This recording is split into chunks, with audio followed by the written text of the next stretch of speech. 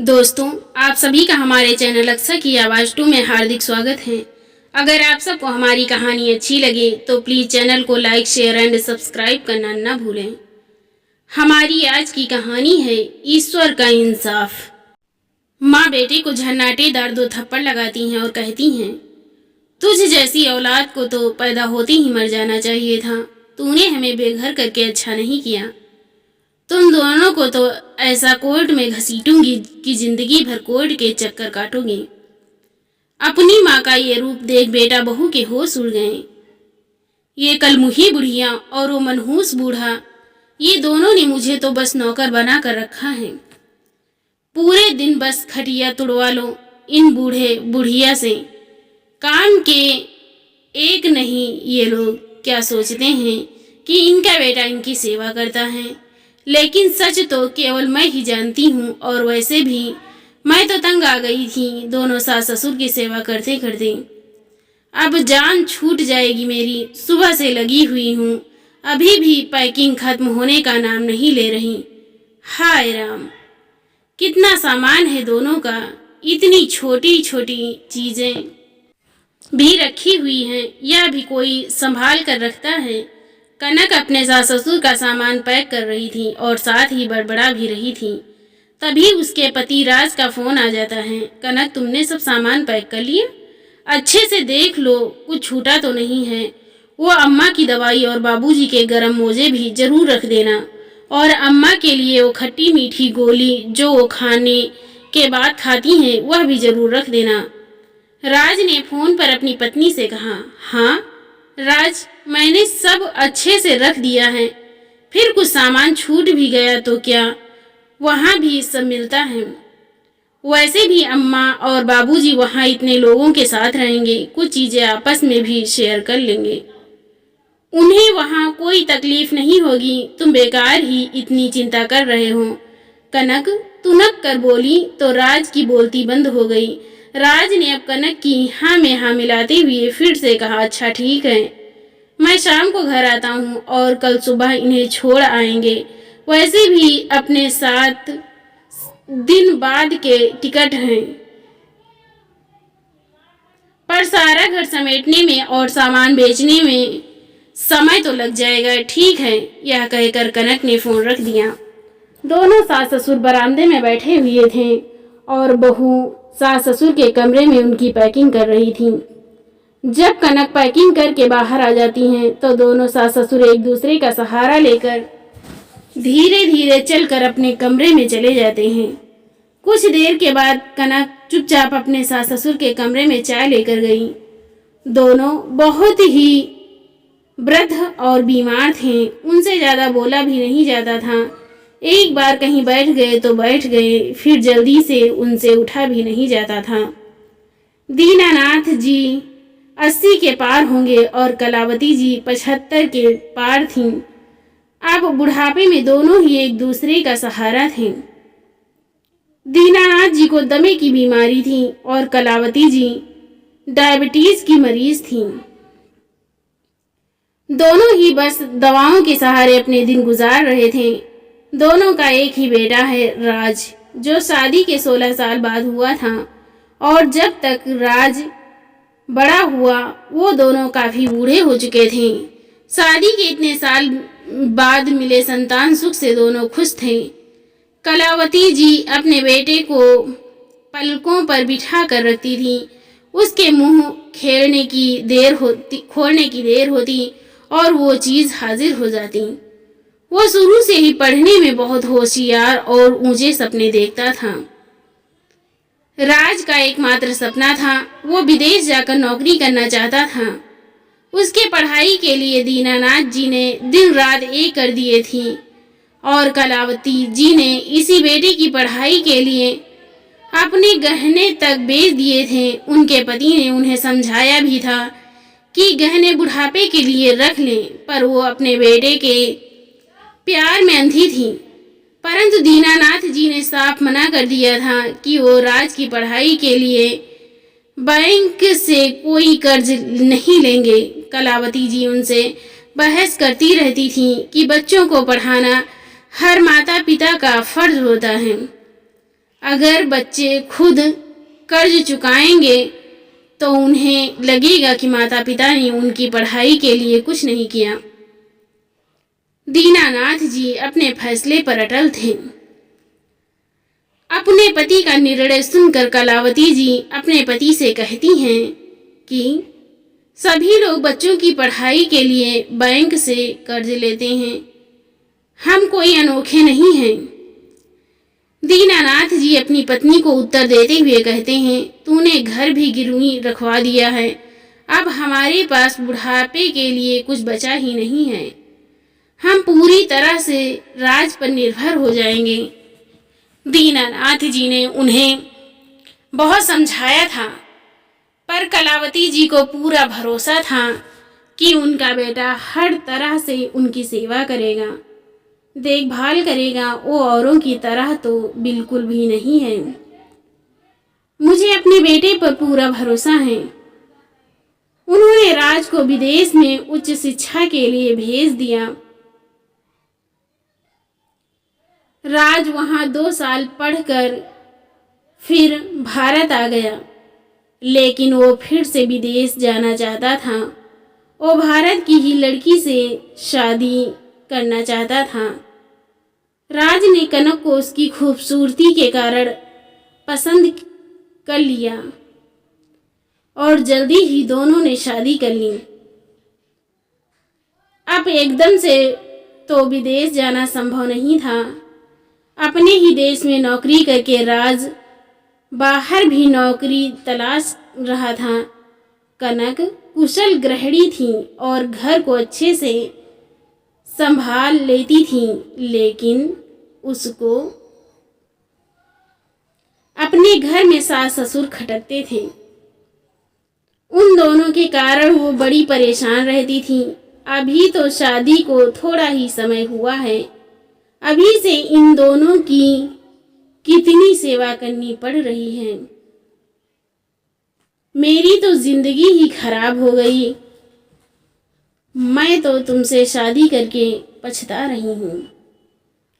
कनक ये कहकर रोज राज से लड़ती थी। आपको क्या पता, आप तो दिन भर घर पर नहीं रहते हो। बाबूजी को हर 1 घंटे के बाद चाय चाहिए और अम्मा को समय पर खाना चाहिए।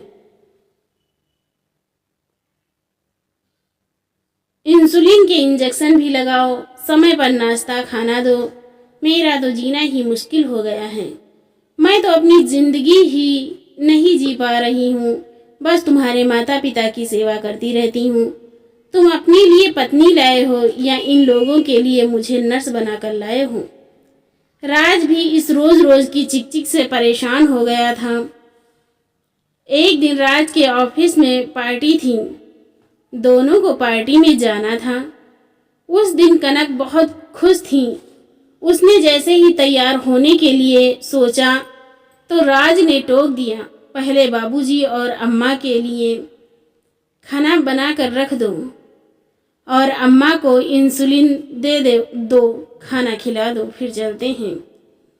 लेकिन तब तक तो आधी पार्टी निकल जाएगी। इन सब कामों में 1 घंटा निकल जाएगा, फिर मुझे तैयार भी होना है। तुम दोनों के लिए बाहर से खाना ऑर्डर कर दो, इतने में मैं तैयार हो जाऊंगी। कनक ने कहा, कनक, अम्मा बाबूजी अभी इस उम्र में बाहर का खाना नहीं खाते हैं, हम पार्टी में थोड़ा देर से चले जाएंगे। राज ने समझाया तो वो फिर बिफर पड़ी।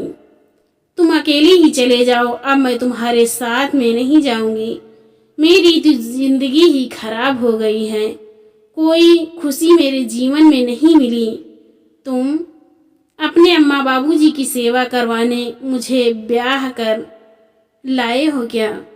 बहू की बात सुनकर दोनों को बहुत दुख होता है, पर बुढ़ापे में आदमी इतना लाचार हो जाता है कि अपनी ही संतान से कुछ नहीं कह पाता। उस दिन कनक सचमुच पार्टी में नहीं गई और रूठ कर बैठ गई। अब राज को उसे मनाना मुश्किल हो गया था।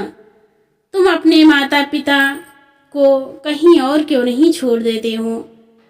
कनक ने गुस्से में कहा, ये तुम क्या कह रही हो? उनका एकमात्र मैं ही सहारा हूँ और तुम उन्हें भी छोड़ने को कह रही हो। वो बूढ़े बीमार और लाचार हैं। भला कोई बेटा ऐसा थोड़ी करता है। लोग, समाज और रिश्तेदार क्या कहेंगे? तुमको रिश्तेदारों की पड़ी है, अपने माता की पड़ी, पिता की पड़ी है, और जिस लड़की को तुम शादी करके लाए हो उसकी जरा भी चिंता नहीं है। शादी के बाद हम हनीमून पर नहीं गए, किसी रिश्तेदार के नहीं गए, कभी मूवी देखने नहीं गए, होटल में खाना खाने नहीं गए, कभी मूवी देखने नहीं गए। मैं ये सब बर्दाश्त कर रही हूँ, अब और नहीं कर सकती हूँ। मुझे इन दोनों से मुक्ति चाहिए या फिर तुम मुझे मुक्त कर दो। कनक की बात सुनकर राज चुप हो गया। उससे कुछ कहते नहीं बन रहा था। तुम विदेश में नौकरी ढूंढ रहे थे, तो तुम्हारी नौकरी मिलते ही हम दोनों वहाँ चले जाएंगे। तब तक इन दोनों के रहने का दूसरा ठिकाना ढूंढ लो। कनक ने अपनी बात पूरी की। आज घर में सन्नाटा था, खाना भी नहीं बना था। दीनानाथ जी और कलावती जी घर में हो रही हर बात से अनजान नहीं थे।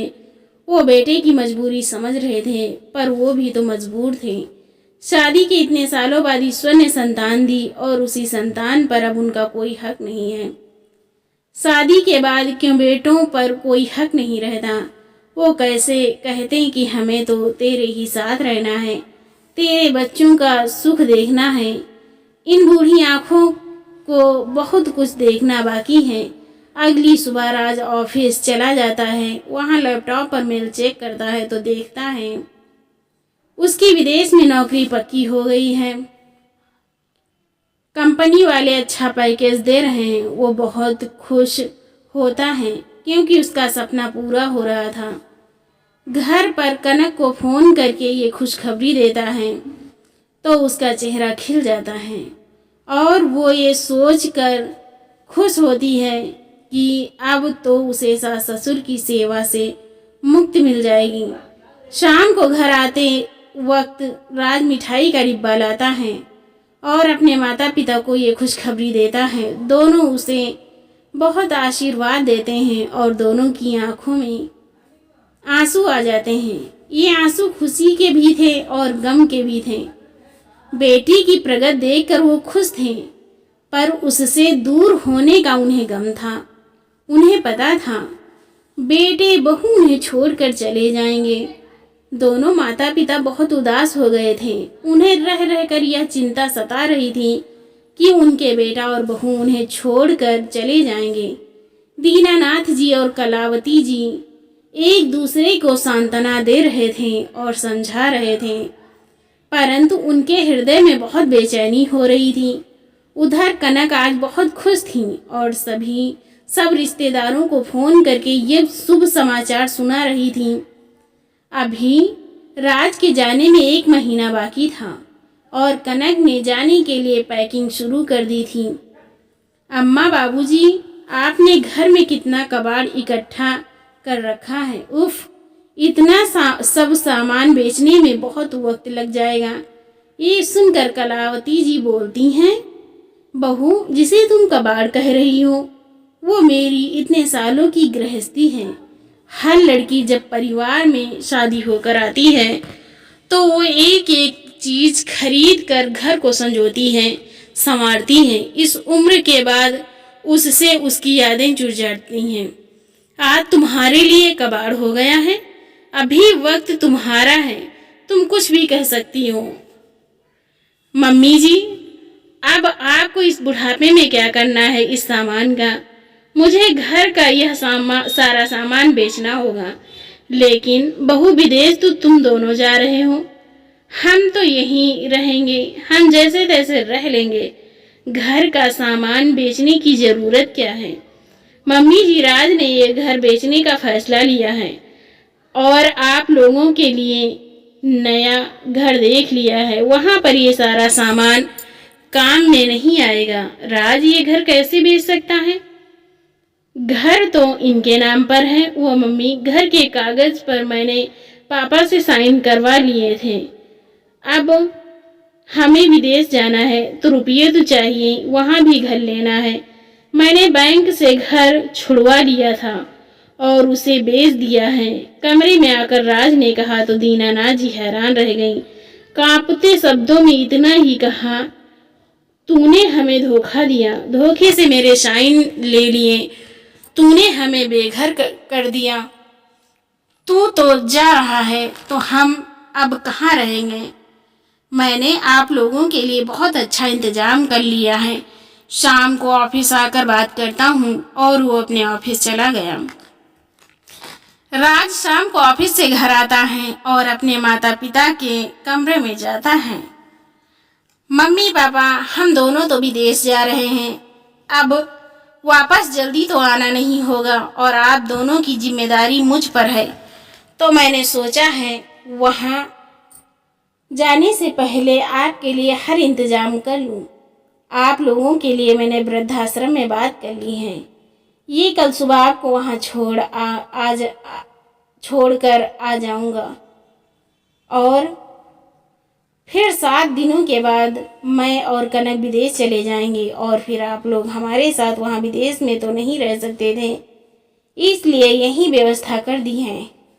सब आपका बहुत ध्यान रखेंगे। दीनानाथ जी ज़्यादा बोला नहीं जाता था, पर कलावती जी ने जवाब दिया, बेटा राज, माता पिता को वृद्धाश्रम छोड़कर तू बहुत अच्छी तरह से जिम्मेदारी निभा रहा है। तूने जीते जी हमसे हमारा ठिकाना, हमारा घर छीन लिया। विश्वास नहीं हो रहा कि अपने ही बेटे ने हमें बेघर कर दिया। आज हमें तेरे पैदा होने पर बहुत दुख हो रहा है। इससे अच्छा तो हम निसंतान ही रहते, कम से कम अपने घर में तो रहते। और हम तेरे साथ विदेश में क्यों नहीं रह सकते। एक बार कहता तो सही कि मम्मी पापा आप भी चलो। बुढ़ापे में अपनी संतान के साथ सभी रहना चाहते हैं। मम्मी पापा आप इस तरह भावनाओं में मत बहिए। अब मुझे भी तो अपना भविष्य बनाना है। आप लोगों के कारण मैं आगे कुछ भी नहीं कर पाऊंगा। आप लोगों की उम्र का तो कुछ पता नहीं कब आपका ऊपर का बुलावा आ जाए और मेरे करियर बनाने के दिन बार बार नहीं आएंगे। राज बेशर्मी से बोलता है, ठीक है बेटा, हम तेरी खुशी और प्रगति के लिए वृद्धाश्रम भी रह लेंगे। दोनों ने रात बड़ी मुश्किल से काटी। दोनों घंटों तक रोते रहे। अपने बेटे से मिले धोखे से वे दोनों बहुत ज़्यादा दुखी थे। दोनों माता पिता के हृदय पर छुरियां चल रही थीं। अपने घर को छोड़ जाने की उन्हें असहनीय पीड़ा हो रही थी। दोनों माता पिता ने रोते रोते हाथ एक दूसरे के हाथ में लिया। रोते रोते ही वो दोनों सो गए। जब सुबह राज ने दरवाज़ा खोला तो देखा मम्मी पापा दोनों गहरी नींद में थे। उसने उठाना चाहा पर वो नहीं उठे। टेबल पर पत्र रखा था जिसमें लिखा था, हमारे बच्चे सदा खुश रहना। जब शादी के 16 साल बाद तक हमारे कोई संतान नहीं तो हम हर दिन संतान पाने के लिए तड़पते थे और भगवान से प्रार्थना करते थे कि भगवान हमें चाहे एक ही बच्चा दे दे, पर दे दे भगवान, हमें भी संतान का सुख भोगना नसीब कर दे। और एक दिन भगवान ने हमारी प्रार्थना सुन ली और हमारी गोद में तू आ गया। जिस दिन तुझे पहली बार गोद में लिया था वह दिन हमारी ज़िंदगी का सबसे खुशी का दिन था। तेरे सपने पूरे करने के लिए हमारे पास जो कुछ भी था हमने तेरे ऊपर न्यौछावर कर दिया। आज तेरा सपना पूरा करने के लिए हम अपनी जान भी तेरे ऊपर न्यौछावर कर रहे हैं। हमने पूरी जिंदगी इसी घर में बिताई है तो हमारी अर्थी भी यहीं से निकलेगी। हम दोनों तुझे हर जिम्मेदारी से मुक्त करते हैं। तू आराम से विदेश जाकर अपना करियर बनाना। हमारी अर्थी को मुखाग्नि देकर ही जाना। अगर हम वृद्धाश्रम जाते तो आखिरी सांस तक तेरा इंतज़ार ही करते रहते और शायद तू हमारी मौत पर भी नहीं आता। अब कम से कम तेरे हाथों से हमें मुखाग्नि तो मिल जाएगी। तेरी अभागे माता पिता ने ये पढ़कर राज का कलेजा फट रहा था और दूर खड़ी कनक शब्दहीन थी।